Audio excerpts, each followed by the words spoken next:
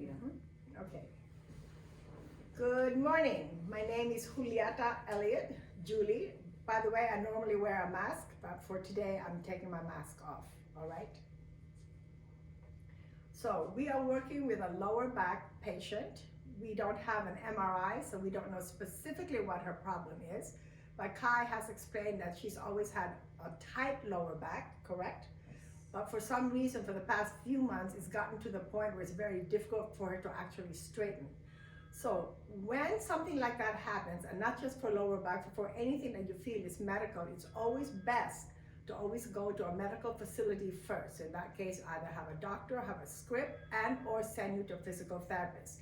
I happen to be working in a physical therapy clinic for the past 20 years. Plus, even when I was performing, I was always working in a physical therapy clinic.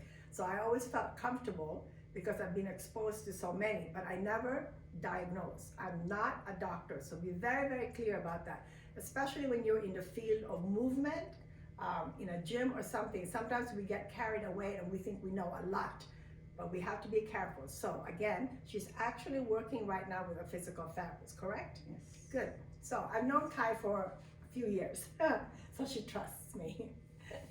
But for me, when you're working with lower back, we always use a small pillow, about 1/2 inch or so. That lordotic curve that we all have. So you know what a lordotic curve is, right?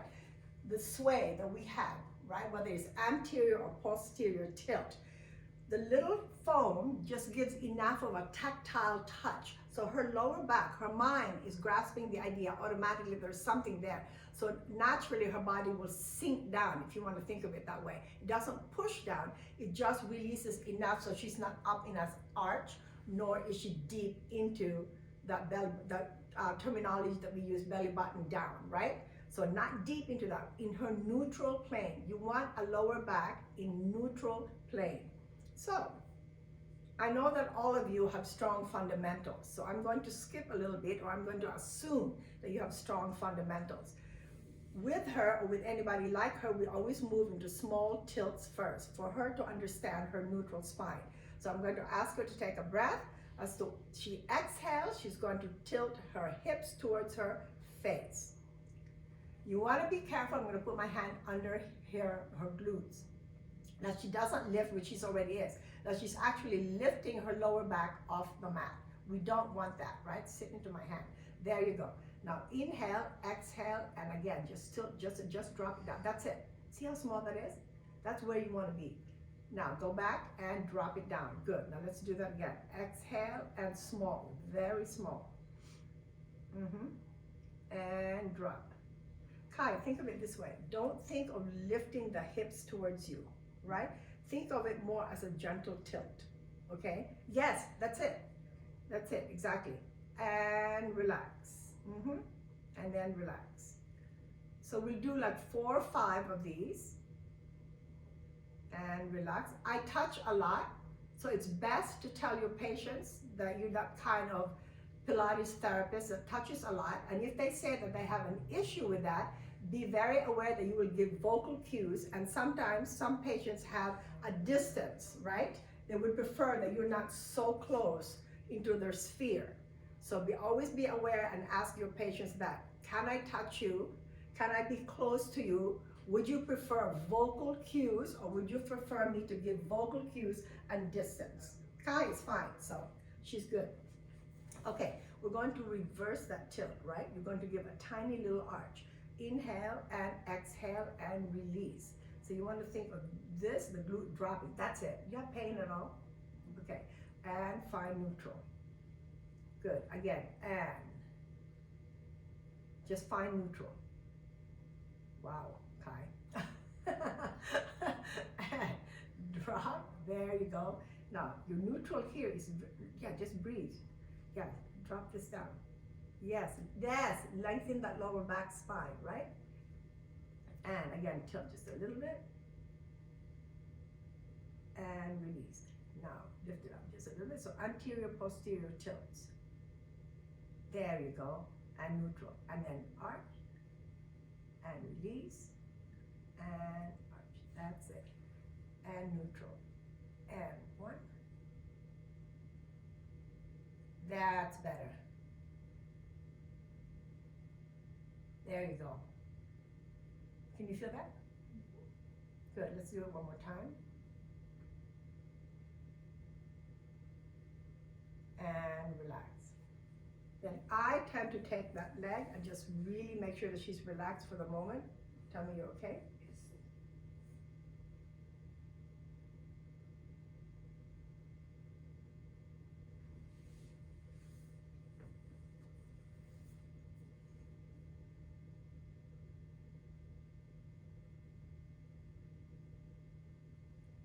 I'll go back and repeat that stretch, and I'll take the knee to the outside of her shoulders, and then hopefully she should have even a better and deeper stretch without any pain. Yes? Yes. I'm always checking with the patient, by the way. I don't check as much if I was doing conditioning or if there's nothing wrong with the patient, or it's just what I call a normal Pilates. But rehab is totally different. You have to be in contact, meaning by that, not just physically, but here we go.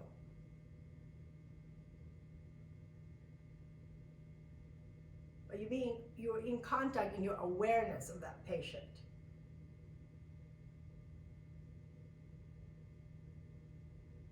Remember that you're using Pilates as a modality, so it's not a conditioning. It's not a set way of doing, oh, I'm taught to do Pilates like this. It cannot be. You're using the vocabulary of Pilates as a way to use it as a modality for rehab, and that's really, really important to understand.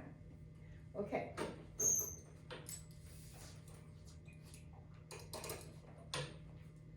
We're going to do single leg slides, right? So inhale, relax, Kai. There. Yeah, be very, very careful that you tend to really pull up and tense it, right? So really think of that longer spine from the waist down, okay, down to your coccyx. So inhale, as you exhale, slowly glide that single leg out. Stay in contact with the mat.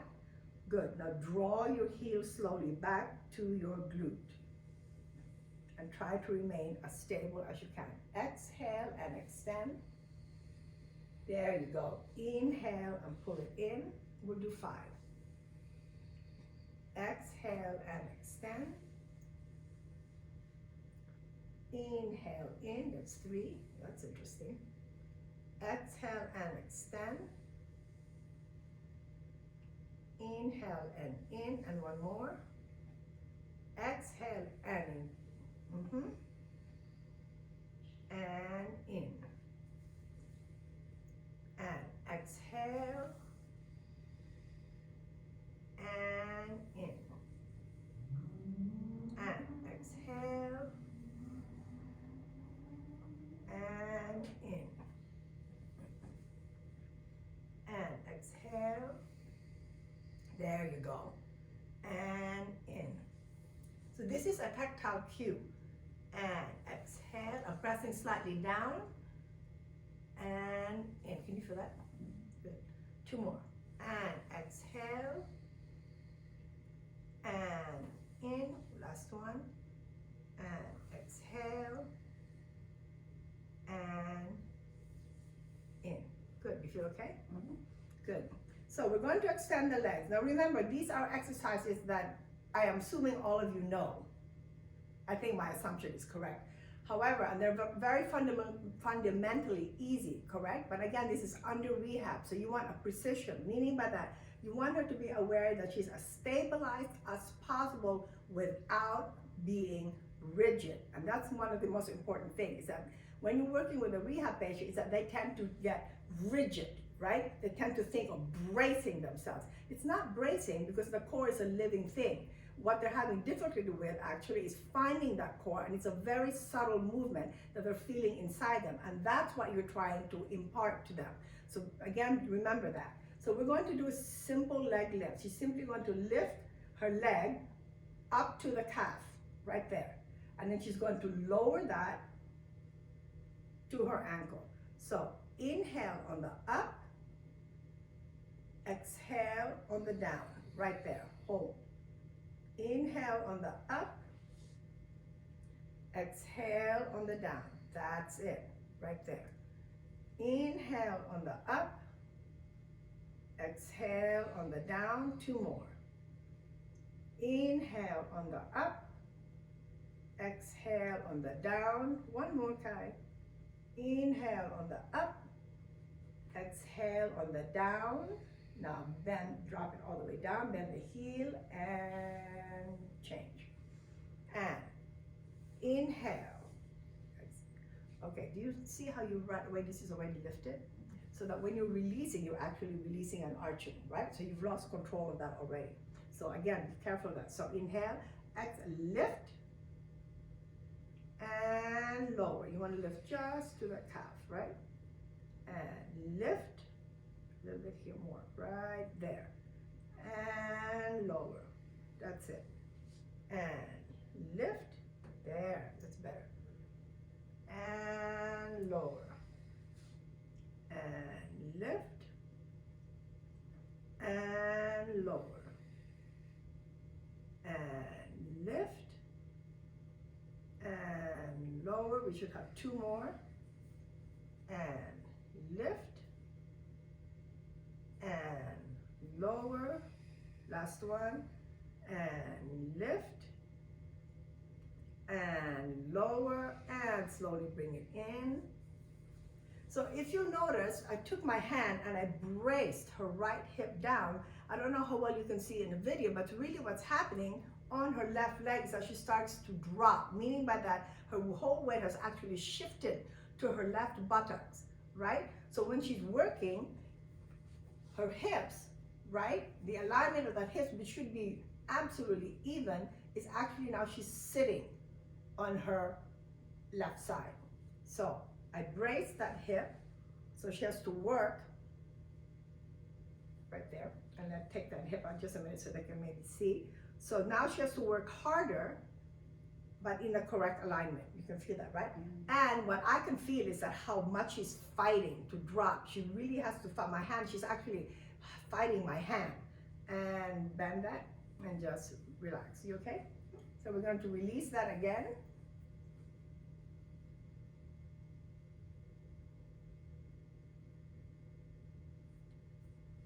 I'm assuming you're feeling all right? Yes.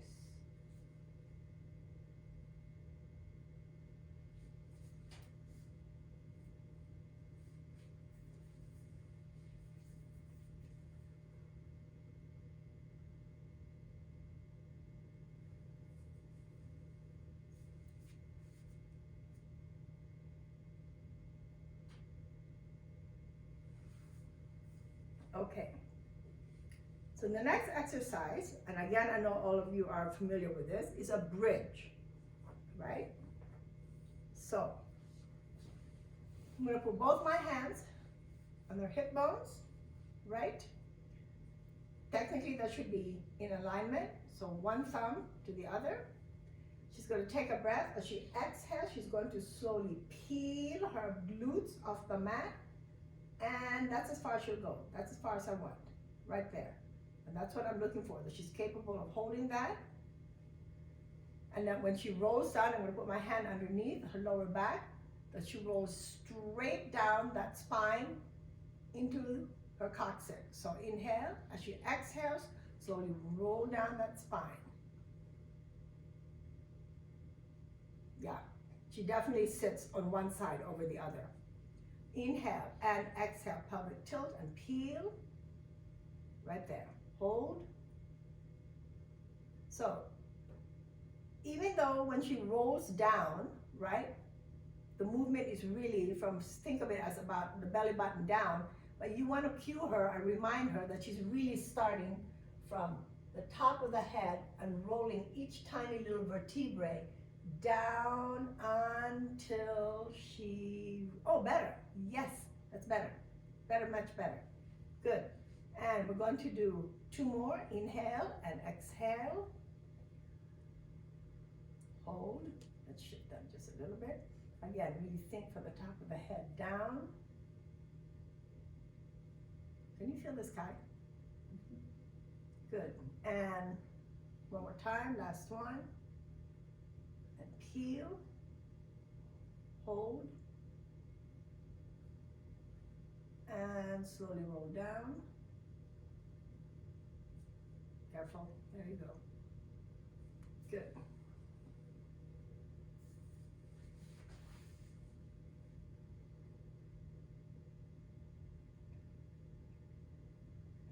most back patients will tell you, Kai is not in a really inflamed state anymore, thank goodness, because she's been going to a physical therapist.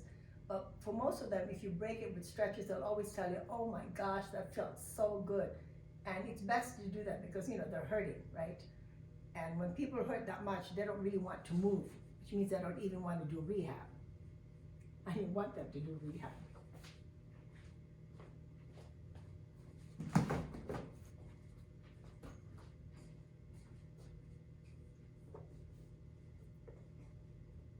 Simple adduction, right? Again, lengthen that spine. There. So small, it's really important for you, okay? Because you definitely have, in other words, you're always lifting and tilting, right? You can feel that, right? You really want to sink that down. Okay, so inhale and exhale, squeeze your ball. And slowly relax and squeeze the ball. And slowly relax. 3 more times. Squeeze the ball. And relax. Last 2. Squeeze the ball. And relax. Last 1. Squeeze the ball. And relax. Come up on demi row there, right? Just small. Yeah, tiny. There we go. And squeeze the ball. And relax. And squeeze the ball. And relax. 3 more times. Squeeze the ball. Good. And relax. And squeeze the ball. And last 1. And squeeze that ball. Slowly drop the heels. Keep in contact with the ball. We're going to do tiny little windshield wipers, right? The tiny small lumbar spine twist. So inhale, exhale, and go over just a little bit. You want to keep your weight on both of your glutes as much as possible. And over. Good. So the cueing of this is that you want that weight on both of the glutes. It does not come off the mat. So some people, she has pretty good movement. On some people, they can barely move, and that's what you want, right? For them to really understand, yes, where that stability is coming from. That stability is deeply internal. You're trying to get them not to use that back, the surface back muscles, right? Your paraspinals, the lower paraspinals, not to use those. They're going to work synergistically anyway, but you don't want the emphasis on that. Good girl. Yeah, that's nice. 1 more. Good. And now we're going to do as full a lumbar twist or spine twist as we can, right? For her. So she's going to breath. As she exhales, she's going to slowly take it over as far as she can, where she's comfortable with it. And so, of course, this is where the glute actually will roll off, right? Because the weight is now rolling on that left side. You okay? So in this position, I'm going to put my hand on the acetabulum, right? Or right on that hip bone, just to brace her a little bit, and then I'm going to take her over. You good? No pain? Pain? No. No? You sure? Okay, so you should feel a stretch, but not pain. And then I'm going to support that and help her come back in. And now she's going to repeat the tiny little sways, or I call them windshield wipers, like, you know, from rain, just tiny. And in, and again. I put my hands here on those hip bones, just as really not for me, to be honest, but for her, it just kind of reminds her that, oh, why is her hand there? Oh, maybe I should make it smaller.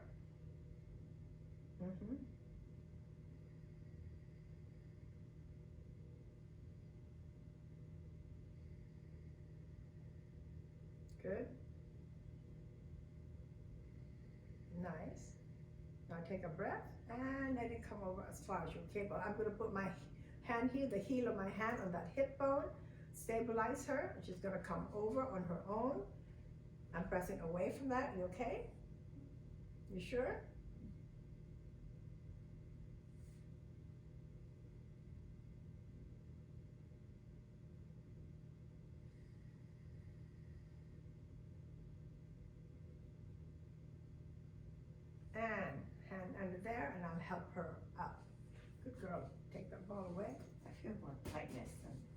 Yes, much. I was going to ask you. You can feel it. I can feel it, right?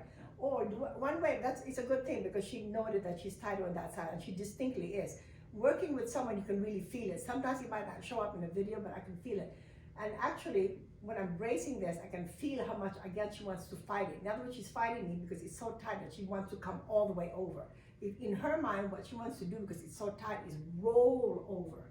My hand is there to brace her, to try to get that to open more. Does that make sense to you? Mm-hmm. So we're going to open this and just put your heels together.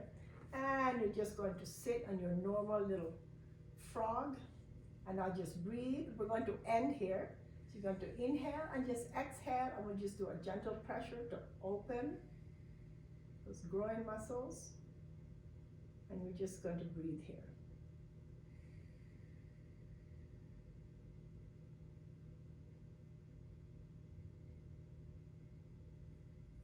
And close that. And again, open one more time.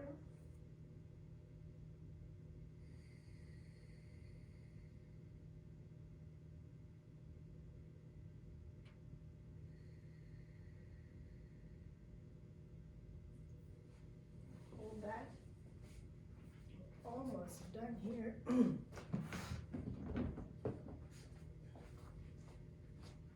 And I will almost always finish with tennis balls. You can, of course, buy better looking instruments, like you can, the little tiny acupuncture balls, you know, there's all kinds of things. But I simply use tennis balls and I give them out to my patients. So I'm going to ask her to bridge up. Good. And right on that paraspinal lumbar. So in other words, on the outside of each, where the spine runs down the middle, slowly roll down. Did I find it? Did I get it? Are you on it? Right? Sometimes it's best to ask them exactly where it is that they have tightness or pain, because they know exactly where it is. And then we just sit there. We're going to sit there for a little bit. Mm-hmm. So working with patients at the most, you really can't work more than half an hour. They don't have the endurance to do it. They're in pain, and you have to rest quite a bit in between, right? So you're good if you can repeat like maybe 5 or 10 repetitions, especially when they're new. You really can't get 10 repetitions, so about 5, right? And you let them rest, because they're really stressed when they come to you. They're very, very tense. Again, they're in pain. They don't really want to be there, but at the same time they want to be there because they're trying to get help. Good. And roll up just a little bit. Tell me if it feels even, okay? Slowly roll down. Is it even on both sides? Yeah, can you feel it? Mm-hmm. Yes. So you teach them this so that when they're away from you, you can give them something to help them relax those muscles, right? So essentially it's a trigger. And a tennis ball is just somehow perfect for it. The little hockey pucks, some people use that, you know, but I prefer the tennis balls.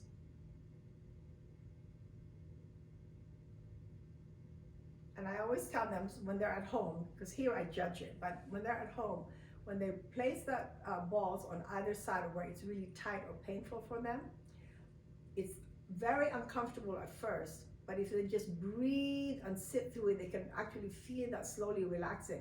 As one of my patients said, wow, it's almost feel like it's melting if I just sit there. And I said, that's the idea. And then you move that incrementally up the spine, right? From where it's hurting, up the spine, and then down into the glutes.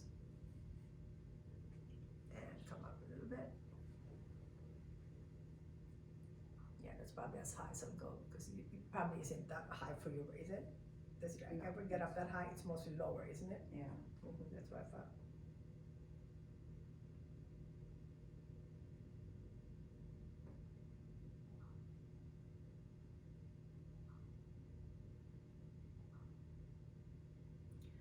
You have to be careful as Pilates instructors, because I'm assuming this is really what it's for. And I know that all of you are well trained, but perhaps train more in studio.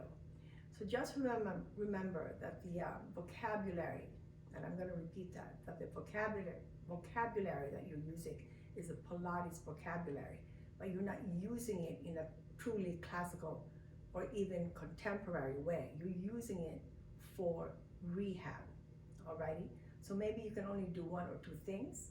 Maybe eventually I would move her actually to the Cadillac, right? But at first I would always start like this, more maybe matte.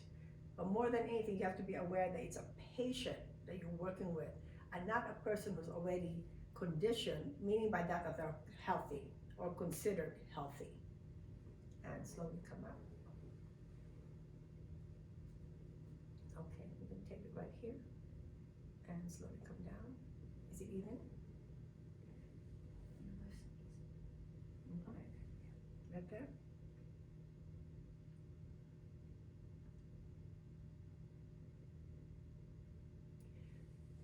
Rehab, in many ways, with the Pilates vocabulary, is a lot slower than even classical, right?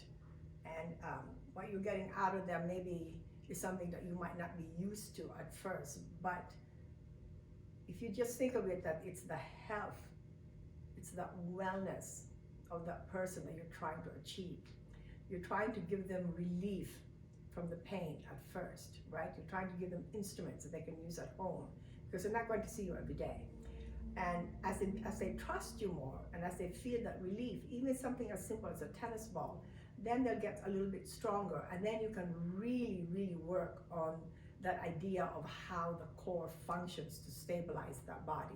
So the first few sessions, like the first 4 or 5 sessions, really what you're trying to do is gain their trust and for them to trust their own body that eventually that pain will go away. And slowly come up.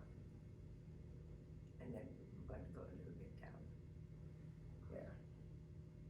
It's best to be able to work with a PT, right? Because they're doing a hands-on manual techniques on them that, well, at least in the US, by law, that you would not be allowed to do.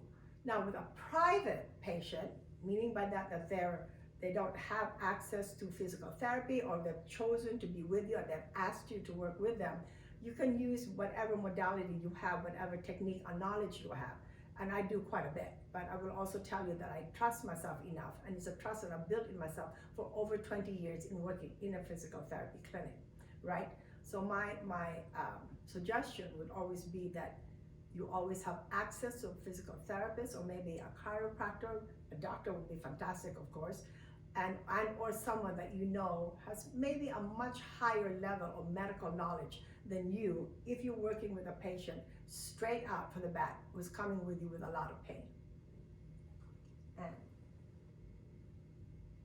okay, there. Feel okay? Does it feel kind of good? Feels stretched. Yeah, you feel that stretching, right? Yeah.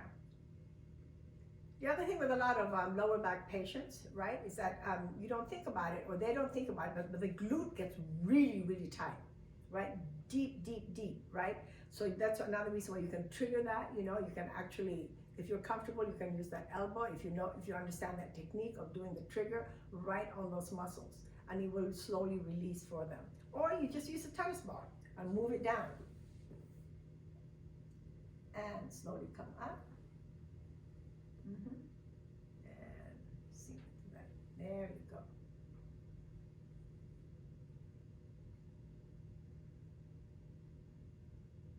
After this, I would take ice. I'm sure you've heard this also, but I definitely believe in ice. And I would let her sit for no more than 15 minutes. So between 5 to 15 minutes on ice, right? And then I would give a final stretch to her, and then she would be done.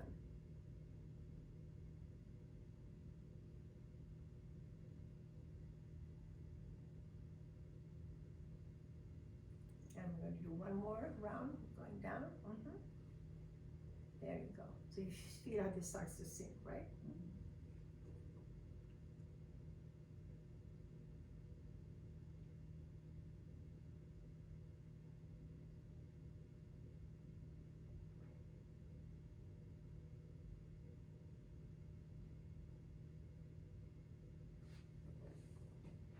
So I'm going to go grab her some ice, and thank you very much, and I hope it helps. Bye. And lift up. Okay, come down. There you go. Okay, you would not. You would roll over as a log, put the hand over, and Anthony would really not be happy with that, and push yourself up. Okay, so if you saw that tail end, by the way, you have to log and roll over and log, roll, and come up. Never straight up, never. I know. Okay. Thank you. Yeah, I couldn't do this even. Like, I'm so much better. Yeah. I can tell that you're better, but man, you definitely Oh, you sit on did. one side.